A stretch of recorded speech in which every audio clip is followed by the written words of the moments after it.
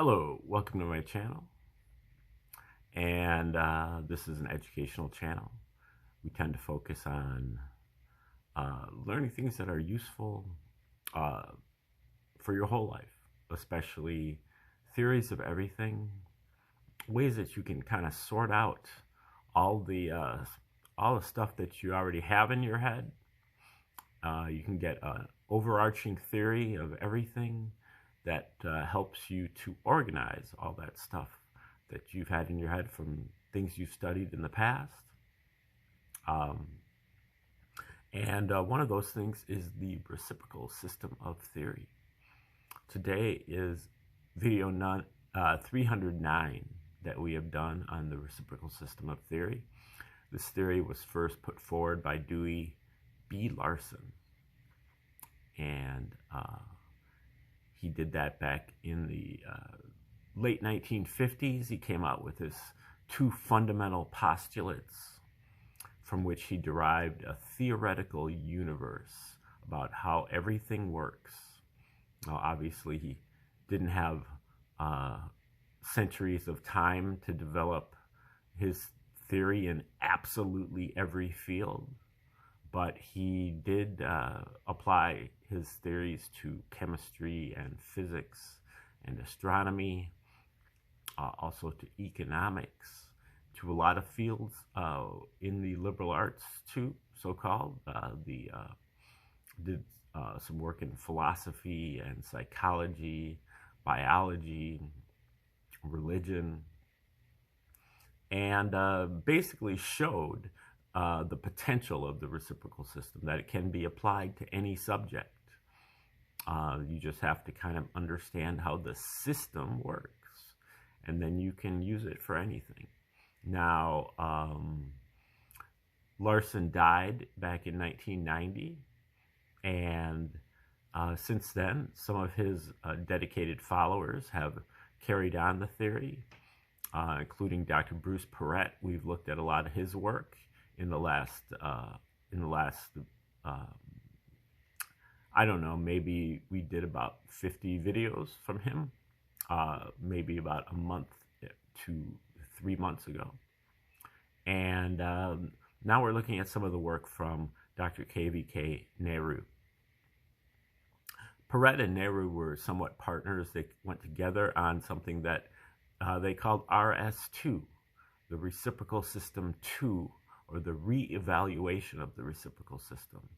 They took the spirit of Larson's work, but also plugged it in,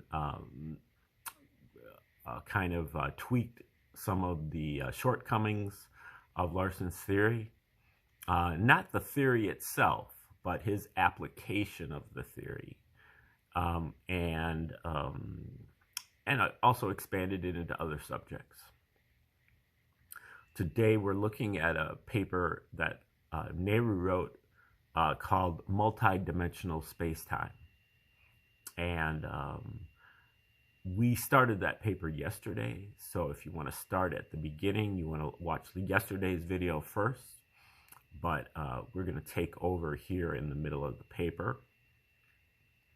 Now, just to give you a quick update on, or refresher on the reciprocal system and how it works. The basic idea is that we live in a universe of motion. The universe is made not out of matter, not out of energy. It is made of motion entirely. And motion, for Larson, was the relationship between space and time. Now, the most basic kind of motion that we know of is speed. And in speed is a relationship between space and time. The bicycle is moving 10 miles per hour. 10 miles of space in 1 hour of time. Space over time. Speed is space over time. Another kind of motion that we know of is acceleration. I dropped the ball out of the window, and it fell at 9.8 meters per second squared. 9.8 meters of space in 1 second squared of time. Space over time to the second power is acceleration.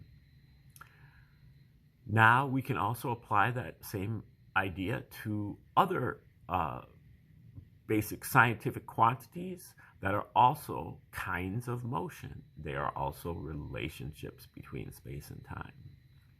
Energy. It took me 20 minutes to move that pile 20 feet. 20 minutes of time in 20 feet of space. Time over space. Energy is time over space. Matter, turns out, is time to the third power over space to the third power. And momentum is space to the second power over time to the second power. So motion, speed to the second power. We've got pressure, time over space to the fourth power. Electric current, electric charge. We've got magnetic flux, capacitance, permeability, permittivity, density, force. These are all forms of motion.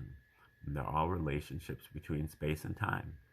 This is a beautiful system because with a system where your units are only space and time, things clear up a lot quicker than you would think with the MKS system. You've got meter, kilogram, seconds.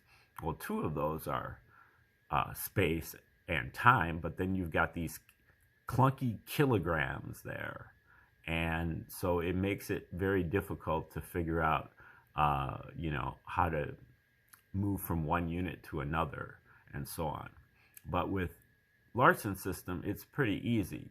For example, you have pressure. Pressure is time over space to the fourth power. Well, then you can also think, well, that energy is time over space. So pressure is time over space, and then you've got three more dimensions of space in addition to that. So pressure is energy over volume. Energy per volume, because volume is space to the third power. So pressure is energy to the third power. Another way to think of that would be, you could say pressure is time over space to the fourth power. Well, time over space to the second power is force. And space to the second power is area. So pressure is force per area. So you can think of pressure in a couple different ways there. And it works like that with other aspects of the system. You can think of Einstein's equation, E equals mc squared. Energy equals matter times the speed of light squared. E equals mc squared. Time over space equals time to the third power over space to the third power times speed, space over time, to the second power. So that equation works out correctly according to the units. So that's a way that you can check an equation real quick to make sure that at least it checks out in terms of the units. Okay, so basically, motion is a fraction with space or time as the numerator, time or space as the denominator. Now, in Larson's first postulate, he points out how space and time have the same qualities in different circumstances. Time and space are both three-dimensional. He calls that coordinate space, coordinate time. Time and space both progress. He calls that clock space and clock time. The clock is always getting later and later and later in time, and the clock is always getting farther and farther and farther apart in space. And then space and time both come in discrete units, meaning that there is a minimum unit of space and a minimum unit of time, below which you don't have space or you don't have time. You have to have a full unit before you have anything. Those units are very small, but they represent quantum, a quantum of space and a quantum of time. And if you have one chunk or quantum of space in one chunk or quantum of time, you have the speed of light. So in Larson's system, the speed of light is what he calls unit speed. 1 over 1 equals 1. And this unit speed is really the background of this universe, or the actual state of rest. The state of rest of a universe of motion is the speed of light. This flies in the face of Einstein's, one of Einstein's other conclusions, which was that the speed of light is the maximum speed of the universe. In Larson's system, the speed of light is the midpoint of the universe, and there's an entire half of the universe that is moving faster than the speed of light, which he calls the cosmic sector. And then the half that's moving slower than the speed of light, Larson calls the material sector. And these two sectors are identical, except that you interchange the roles of time and space. So in the material sector, you have coordinate space and you have clock time, progressing time, always getting later and later and later.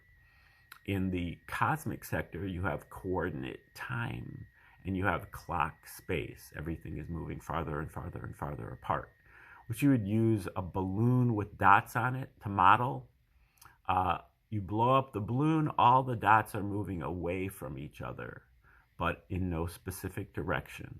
Larson refers to this as a scalar motion. The clock is represented by a scalar motion outward. And so it goes from there. That's what Larson basically used, his first postulate. The second postulate has to do with math and geometry, just the universe conforms to the ordinary commutative mathematics. Its primary magnitudes are absolute, and its geometry is Euclidean.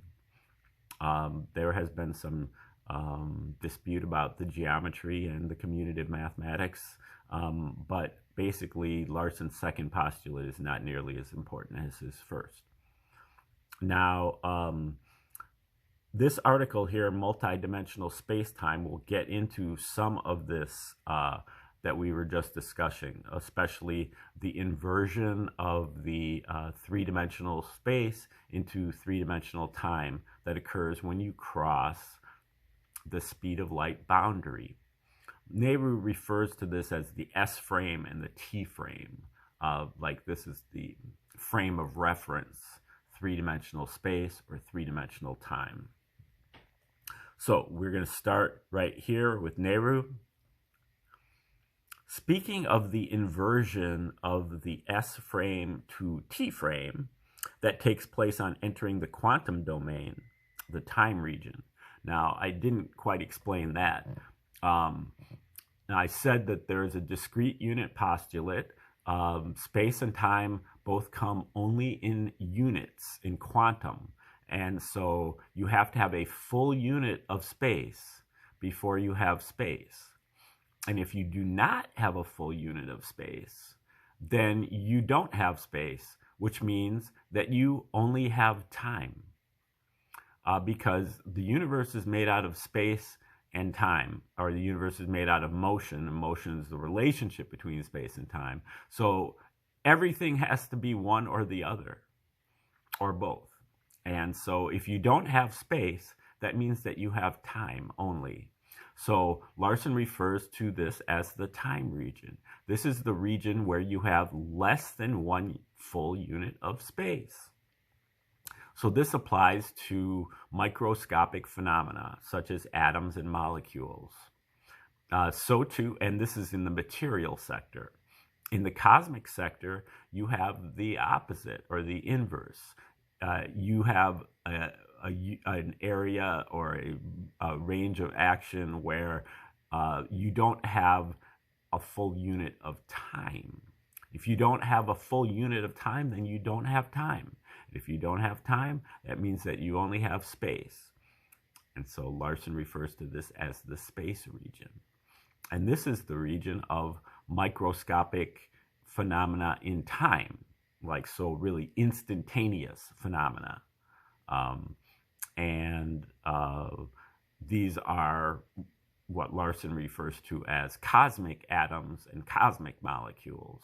The legacy scientists refer to this as antimatter, anti-atoms, and anti-molecules. Okay, just to clear that up. So any time that you cross a unit boundary, that creates 3 unit boundaries. You have the unit space boundary, inside of which you have the time region. You have the unit speed boundary, the speed of light, and you cross that and you move from the material sector to the cosmic sector. And then you have the unit time boundary, which is the bridge to the space region. And anytime you cross one of these boundaries, the rules invert. You have to invert the rules, invert the relations of space and time. So when you cross the time region boundary into this microscopic world, you change the rules and you move into what Nehru is calling here the quantum domain. So speaking of the inversion of the S frame to T frame that takes place on entering the quantum domain, the time region, we pointed out, quote, in the case of the frame inversion of 2 interacting particles, unless inhibited by special conditions, we end up with 6 apparently different dimensions, 3 each of the 2 time frames respectively. We require 3 n dimensions to represent n particles. I sometimes have trouble with the notation here. I'm not sure if that is 3n or 3 to the n. I believe that is 3 to the n. Scientists call this multi-dimensional manifold the configuration space. Now, we have to realize that living systems are those special cases in which these multiple dimensions are inhibited. Instead of n T-frames, we have only 1 T-frame. The physical result is the multiple frame inhibition shows up as strong correlation of these n particles. We have seen that the space-time progression in the time region is inward in space, whereas in the space region of the cosmic sector, it is inward in time. Okay, the progression is basically the progression of space-time. So time is always progressing and space is also always progressing. We don't really notice the progression of space because we are in a gravitationally bound system. Gravitation is basically the opposite of the progression. The progression you could think of, although Larson never called it this, as anti-gravity. And so the progression is the opposite force of gravity. Gravity you could envision using that same balloon with the dots on it, but you suck in the balloon. All the particles are moving toward each other. So this is a gravitation that's very much different than the Newtonian gravitation, where everything is moving toward a center. This is a gravitation where all the particles are moving toward each other, but they're not moving toward any specific thing. There's no specific direction. And that is the opposite force of the progression. And so we don't notice the progression of space because we're in a gravitationally bound system in space.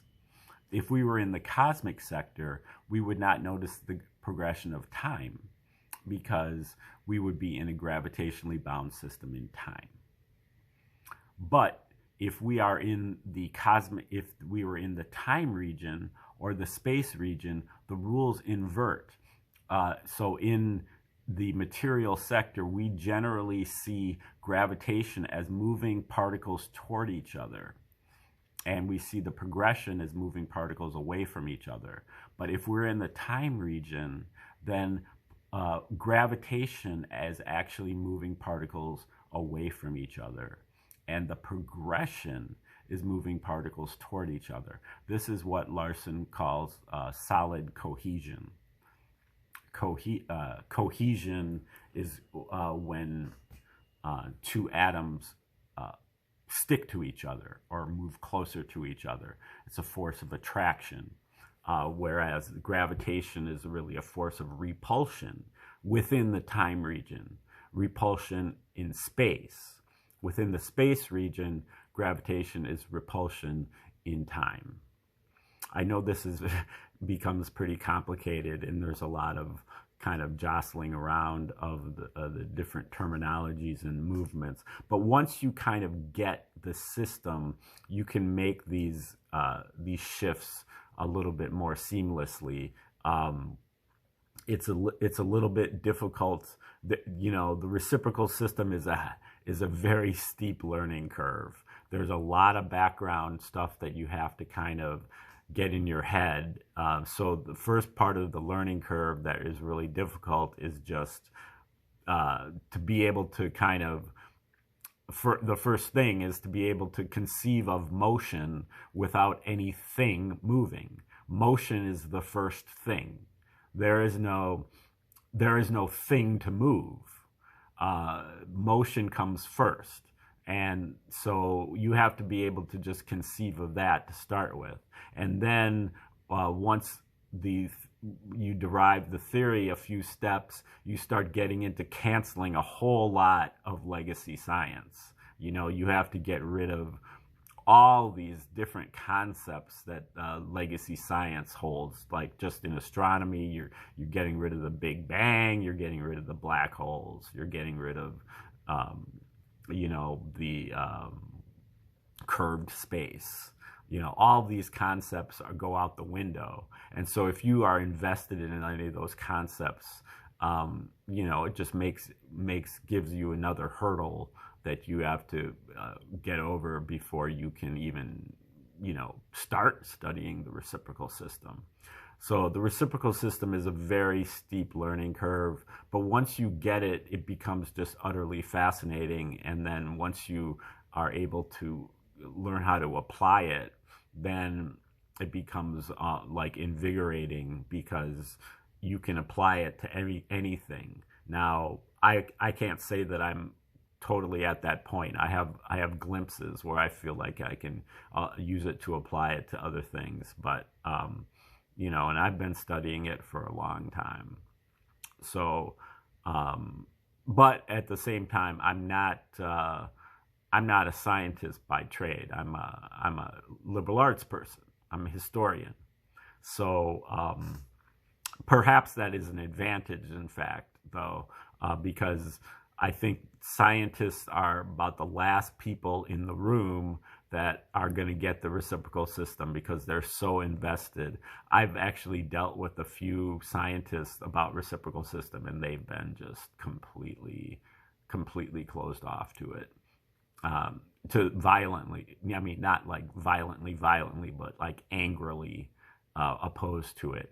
And then Bruce Perret actually says that, that was one of Larson's gravest errors, is that he tried to target his system toward scientists. Those are the people he tried to convince.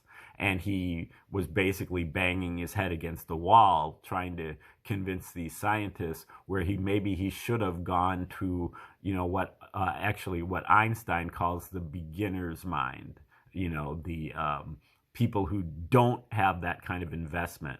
And I think that's what Dr. Bruce Perret tried to do at the end of his life, was to get people who aren't scientists involved in the reciprocal system. I think he said that his ideal student for the reciprocal system would be an intelligent 12-year-old, a person who hasn't taken any science classes yet. They're in 7th grade or something, haven't taken any science classes yet, but they've learned math, and they're relatively intelligent. Those are the people that you could really get the system. Many of us are already too damaged by legacy science to rehabilitate. So that's just an aside, and I've been doing a lot of asides today, and so we haven't really gotten too much accomplished in terms of this article. But I guess I hopefully clarified a few things. So we're just going to kind of try to get through at least through this section here, or at least this paragraph. Okay. Okay, the time region begins at 0 inverse speed of the T frame and ends at -1 inverse speed of the M frame. Similarly, the space region begins at 0 speed of the S frame and ends at -1 speed of the M frame, or material frame.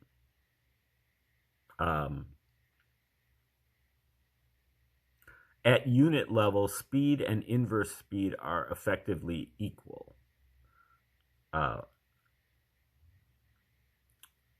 Consequently, we get the complete picture by unifying the M frame of the space region and the M frame of the time region. And he has a diagram there, which I don't have here. Since gravitation always acts in opposition to the space-time progression, it acts outward in the time region. It also turns out that since the space-time progression acts inward in time in the space region of the cosmic sector, cosmic gravitation in the space region acts outward too. The final result is that the action of gravitation in the time region of the material sector on one hand, and of the cosmic gravitation in the space region of the cosmic sector on the other hand, are both outward. Therefore, we can readily see how the linking of the cosmic control unit with the material unit, the cell, is possible, and how they can interact, since the nature of the governing force, motion, is identical in both of them. Okay, what he's trying to do here is he's trying to, talk about life. In Larson's system, life is a combination of a material unit and a cosmic unit. And those units generally, when they interact, they annihilate each other. But if they interact in the right proportions and at the right phase, then they explode into what is the life unit, and that so in the material sector, all the bodies are subject to entropy, chaos. But in the cosmic sector, the bodies are subject to what Larson calls control, or negative entropy, organization. So when this organizational unit comes in contact at the right angle, at the right phase, in the right proportions with the material sector, it takes control of it and then creates the life unit. And so that is where Nehru is going with this, and what he's going to be talking about in the next episode when we take over. This might be kind of slow going through this because, again, it's a hard learning curve. There's a whole new kind of language that you have to get into, and a whole new set of concepts. And then Nehru doesn't really help because he's even introducing new concepts. And in general, these people are brilliant, but they're not teachers. And so they're not always thinking of how, if their concepts and their ideas are going to be communicated to other people. I know when I was in college, I had a few professors. I remember I had a professor in my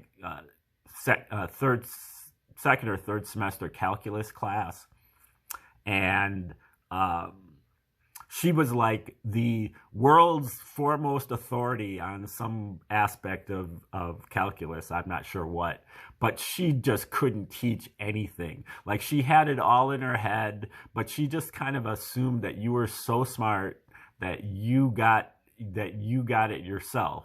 And so she just couldn't teach anything. She was just up there, writing proofs on the chalkboard, and I'm just kind of like, at a certain point, I don't need to see the proof. I believe you. I believe you. Just tell me what the theory actually says, because I'm not even at the point where I can evaluate your proof. I'll just assume that your proof is valid. Just tell me what you're trying to say. So sometimes people that are, brilliant at these things, they're not very good teachers. And so that's kind of where maybe I take over, or maybe I can relate some of these concepts, because I've struggled with this stuff mightily over the last 20 years of my life. And so I'm trying to boil it down for you. It's a little bit difficult on YouTube and BitChute, because you're just doing one episode at a time, and you have to go back and recapitulate things. But I do think that that's how you learn it, is through repetition. You just have to do it over and over again. You have to be dogged, and you have to persevere. And if you do get it, the rewards are out of this world. But, you got to get to that point. So hang in there. Thanks for tuning in, and we will talk